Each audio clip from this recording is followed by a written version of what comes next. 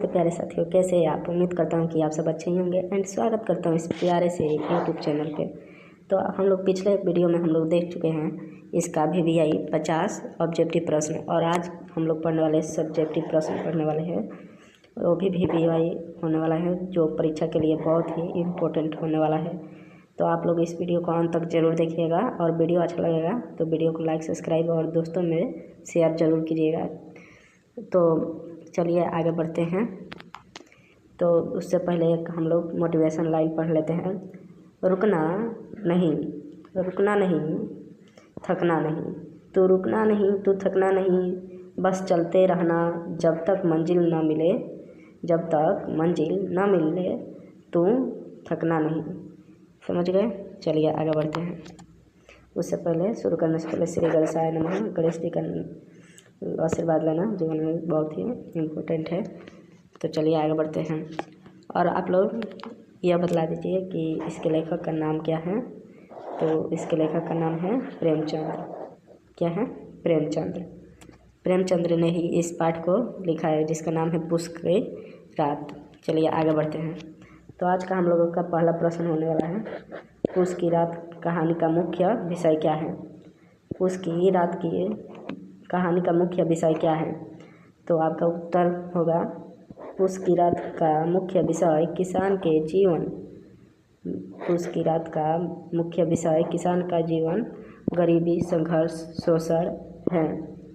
प्रेमचंद्र ने दिखाया है कि गरीब किसान अपनी मेहनत के बावजूद सुख जीवन नहीं जी पाते। सही बात है। एक किसान होता है जो कितना भी मेहनत कर ले फिर भी वो सुख का चैन नहीं जी पाता है। कभी भी वो दुखी ही रहता है। नहीं उसका अच्छा फसल होता है तब वो खुश होता है, नहीं अच्छा हो तब। तो वही कह रहा है। तो आर्थिक तंगी से कठोर परिस्थितियाँ उनके जीवन को कठिन बना देती हैं। सही बात है सर। तो चलिए आगे बढ़ते हैं। उससे पहले हम लोग कलर चेंज कर लेते हैं। आगे बढ़ते हैं। आपका 2 नंबर प्रश्न है, हल्कू का चरित्र चित्रण कीजिए। हल्कू का चरित्र चित्रण कीजिए। तो किस तरह कीजिएगा? बोर्ड एग्जाम में आएगा तो इसको इस तरह से डिफाइन कीजिएगा। हल्कू एक गरीब, मेहनती, ईमानदार और सरल किसान है। क्या है? हल्कू एक गरीब, मेहनती, ईमानदार और सरल किसान है। वह अत्यधिक गरीब है। वह अत्यधिक गरीब के कारण कंबल तक नहीं खरीद पाता है। सही बात है सर। वो इतना गरीब है कि एक कंबल तक नहीं खरीद पाता है। ठंड और कर्ज दोनों से परेशान होने के बावजूद वह धैर्य नहीं खोता है। सही बात है। ठंड और कर्ज से इतना डूबा हुआ होता है कि वह अपना कंबल और खरीद नहीं पाता है और धैर्य भी नहीं खोता। उसके बाद आता है, उसका चरित्र भारतीय किसान की विवशता का प्रतीक है। क्योंकि वो विवश है सर, गरीबी के कारण। आखिर क्या करे, वो इतना गरीब ही है कि तो वही कर रहा है। आगे बढ़ते हैं। अगला आप लोगों का 3 नंबर प्रश्न है, मुन्नी का चरित्र चित्रण कीजिए। मुन्नी कौन थी? कमेंट बॉक्स में बतलाइएगा कि मुन्नी कौन थी। ठीक है, तो उत्तर आप लोग देखिए किस तरह से इसका लिखा जाएगा। मुन्नी हल्कू की पत्नी है।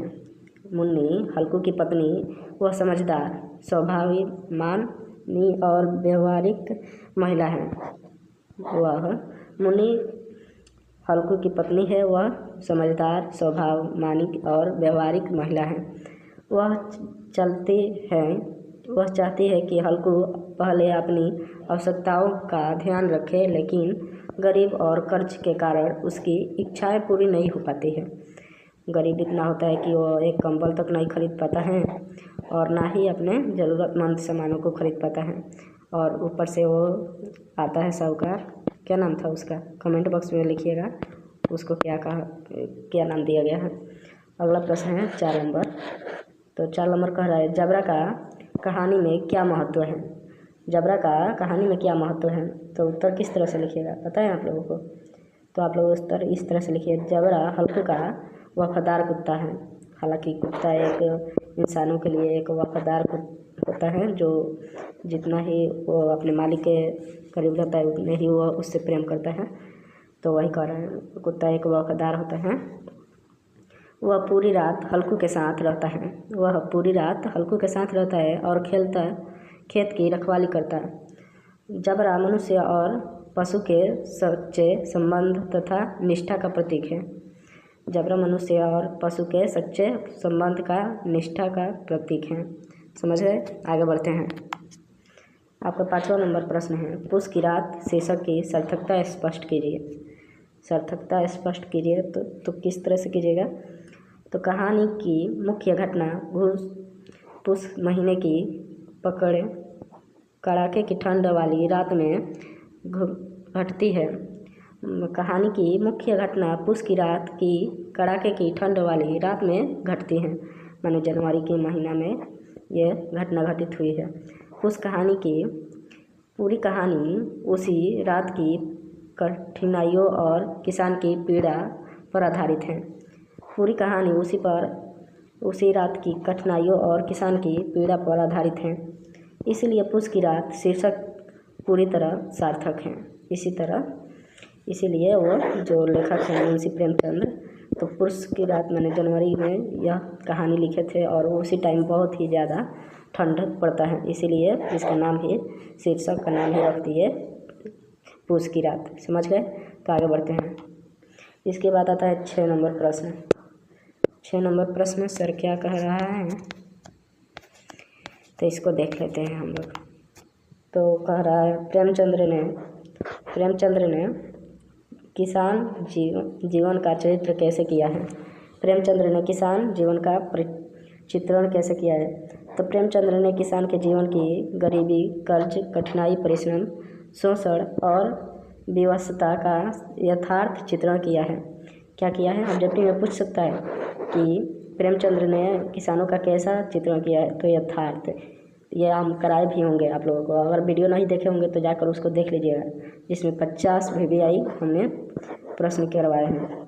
कितने? 50, जो बहुत ही इम्पोर्टेंट है परीक्षा की दृष्टि से। तो यथार्थ चित्रण किया है। उन्होंने दिखाया है कि किसान दिन रात मेहनत करते हैं, फिर भी उसे सुख नहीं मिलता, कभी भी वो दुखी रहता है किसान, वही कर रहे हैं। आगे बढ़ते हैं। आपका 7 नंबर प्रश्न है, कहानी का उद्देश्य क्या है। कहानी का उद्देश्य क्या है? रस कहानी का उद्देश्य समाज के सामने गरीब किसानों की वास्तविक स्थिति को प्रस्तुत करने तथा उनके प्रति सहानुभूति और संवेदनशील उत्पन्न करना है। समझ गए? तो आगे बढ़ते हैं। आपका अगला प्रश्न है 8 नंबर, पुस की रात से आपको क्या शिक्षा मिलती है। पुस की रात से आपको क्या शिक्षा मिलती है? तो आंसर इसका लिखिएगा, यह कहानी हमें मेहनत, धैर्य और संघर्ष का महत्व सिखाती है। साथ ही यह समाज को गरीबी किसानों की समस्याओं को समझाने और उनके प्रति संवेदनशील बनाने के लिए प्रेरणा देती है। समझ गए? आप अपने आसपास के किसी बूढ़े व्यक्ति को देखिएगा जो केवल खेती करके अपना गुजारा करते हैं, तब भी उनका खेत जो होता है वो अच्छा से फसल उसमें नहीं हो पाता है, जिससे वो व्यक्ति को कभी कभी निराश होना पड़ता है, वही कह रहे हैं। आगे बढ़ते हैं। आपका 9 नंबर प्रश्न है, प्रेमचंद्र का साहित्य में क्या योगदान है। तो प्रेमचंद्र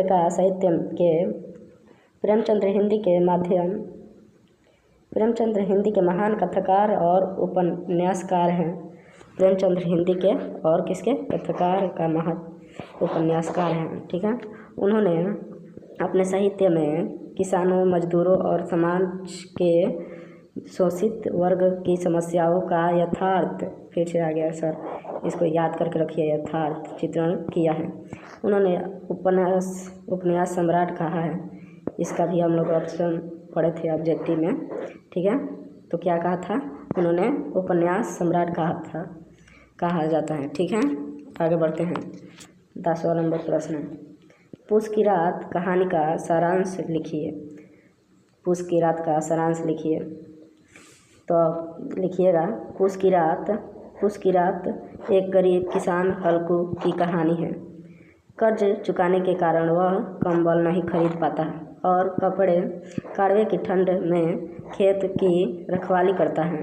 कड़ाके की ठंड में वह खेत की रखवाली करता है। उसका वफादार कुत्ता जबरा उसका साथी बनता है।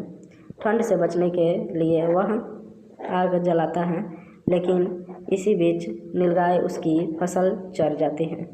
कहानी किसान के संघर्ष, गरीब और विश्वासता का मार्मिक चित्रण करती है। तो समझ गए?